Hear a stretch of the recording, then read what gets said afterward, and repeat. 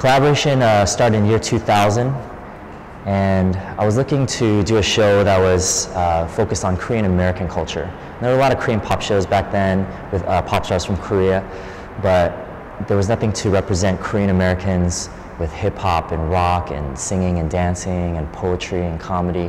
One show can change the world. You know, people say like, why do you do all this work for one show? It's because one show can change the world.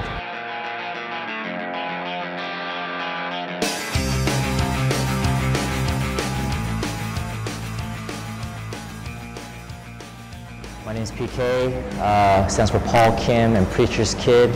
I'm 30 years old, I'm an ajashi. I was 23 when I started Collaboration, so at the time I was just bright-eyed, young guy. I was just like, I want to do something big, you know? So I'm 30 now, and I gotta be honest, like I feel it. I look at my friends, they're very successful financially, they're taking care of their family, and I realize, you know, I gotta take care of my family now. You know, your insecurities start eating at you. Because this society makes you feel like you're worth the money you make. You look at your checking account, you look at your bank statement, it starts making you feel like, man, like, I'm broke. You know? Like, man, like, if this is what I'm worth, then, man, I'm like, worthless.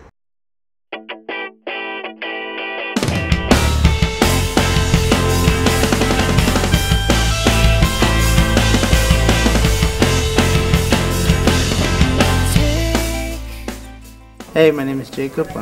It's Jacob Alvarez del Castillo. Alvarez del Castillo. Some people call me DJ Ignite. Financially, how do I do this? I mean, last time we DJ'd a wedding, these girls were dancing with them on the dance floor. They brought them onto the dance floor. My goal is either to get the cops here or, you know, make them sweat and wet.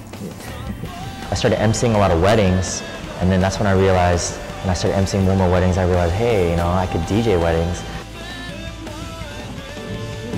Those are my weekends, every Saturday, weddings. It's a beautiful thing, even though half the weddings in America end in divorce.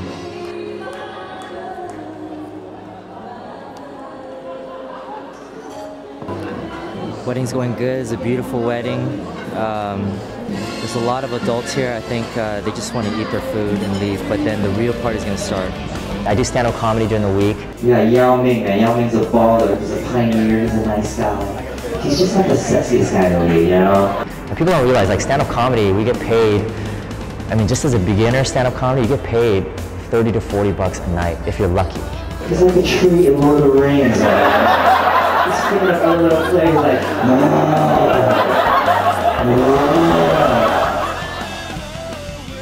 Here at the World Famous Laughter, I used to drive by this place when I was young.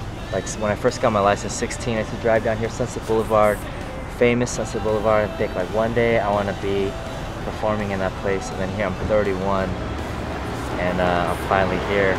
I'm on the stage here with Dane Cook, Joe Coy, Ari Spears, Paul Rodriguez, and it's crazy, man. I just think that everyone should.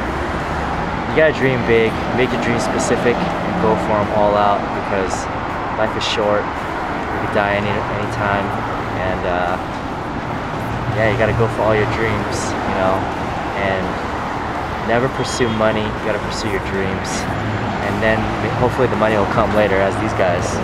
But where I am, you know, it's the world famous Laugh Factory. Every famous comedian has been on the stage, and I just feel privileged that as Asian American growing up in this country with only 5% of the country's Asians, that I can step on the stage and represent for our people. It's awesome. With Stewie. Right here, Stewie. And this is my goal right here. Be very funny. That's it.